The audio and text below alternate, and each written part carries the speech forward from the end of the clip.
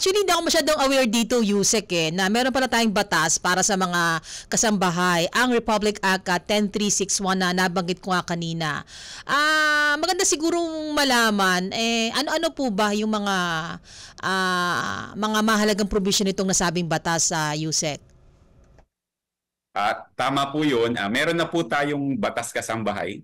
Ito po yung Republic Act 10361. Ito po ay naisabatas noong 2013 at ngayong taon po ay ipinagdiriwang po natin yung ika-11 anibersaryo ng pagkakasabatas ng batas kasambahay.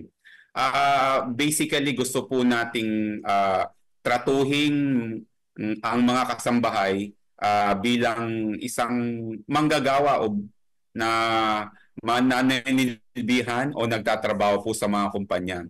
Gusto po natin na yung mga labor standards, yung mga social welfare legislation ay entitled din yung ating mga kasambahay. At dahil po sa batas kasambahay, ininstitutionalize po niya yung mga rights and privileges ng isang kasambahay. So, pwede po nating isa-isahin ano ba ang mga karapatan ng isang kasambahay na nakapaloob sa Republic Act 10361. Unang-una na po dito yung entitlement po niya sa minimum wage. So, nagtatakda na po ang lahat pong rehiyon sa pamamagitan po ng Regional Tripartite Wages and Productivity Board ng minimum wage rate para po sa mga kasambahay.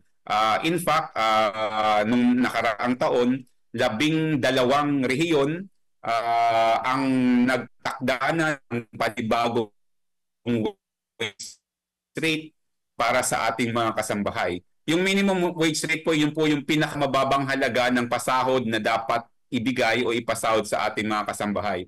At dito po sa NCR, ang minimum wage rate po para sa ating mga kasambahay ay 6,500.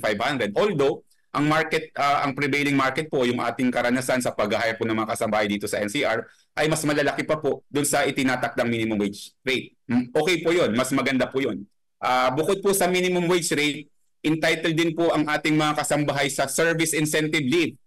So kagaya po ng mga manggagawa sa mga pagawaan na nakapanilbihan na ng 1 taon, sila po ay entitled na sa 5-day service incentive leave. Kagaya ng mga manggagawa sa mga kumpanya at mga pagawaan, ang ating po mga kasambahay ay entitled din po sa 13-month pay. At kagaya po ng mga manggagawa sa mga pagawaan at kumpanya, ang ating pong mga kasambahay ay entitled din po sa daily and weekly rest period. Bukod po doon, ang ating pong mga kasambahay ay dapat po covered na rin ng tinatawag po nating Social Security. Ano po yun? SSS, PhilHealth at Pag-ibig. So ito po ay ilan lamang sa mga karapatan at benepisyo na itinatakda po ng Batas Kasambahay.